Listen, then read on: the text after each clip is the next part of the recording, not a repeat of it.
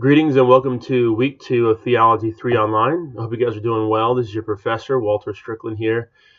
This weekend we had a great time on campus. We had the GO conference. We had a number of speakers here, several hundred college and seminary age students around campus. And so I was blessed to be able to do a breakout on the gospel and work and vocation, which is a subject that I just love because I taught a class here on that. I've been blessed to write a book or co-author a book on the subject matter, just talking about how you bring glory to God with the very job description of your work.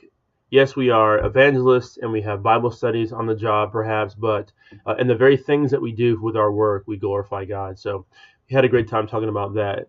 On Thursday of this week, a very good friend of mine, H.B. Charles, is coming to campus, and so I'd encourage you to maybe watch that live streamed or recorded online, but also check out the footage from the GO conference as well. I'm sure it'll be an encouragement to you.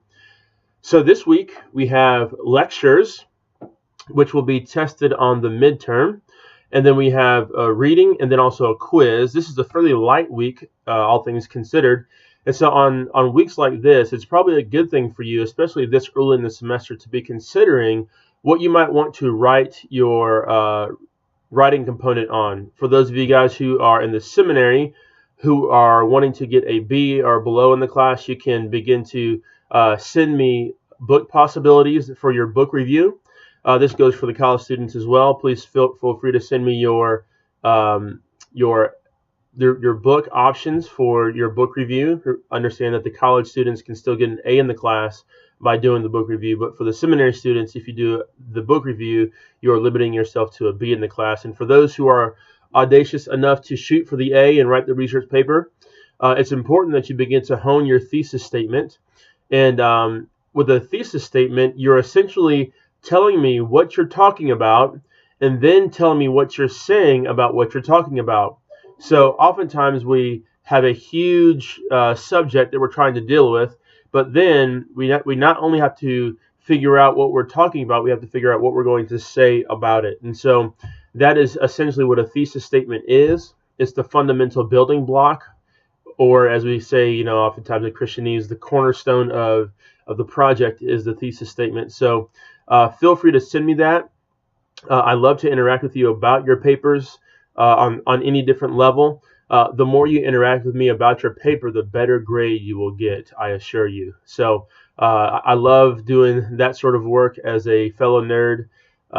It just brings joy to my heart. So we don't have another threaded discussion until 2 weeks from now. So enjoy the break from the threaded discussion, and thanks for your participation in the last one. One more announcement is that we officially have a grader for the course. His name is Alex DePrima. He's a PhD student here at Southeastern Seminary. He's studying historical theology, and he's been recommended to me highly by the historical theology faculty in the doctoral program. So I'd like to introduce you to him. I will send out an email to the class with his name and then his contact information. So thank you to Alex DePrima for joining the course, and then also thank you guys for listening, and we look forward to staying in touch with you guys throughout email and through phone calls and what have you. Grace and peace to you.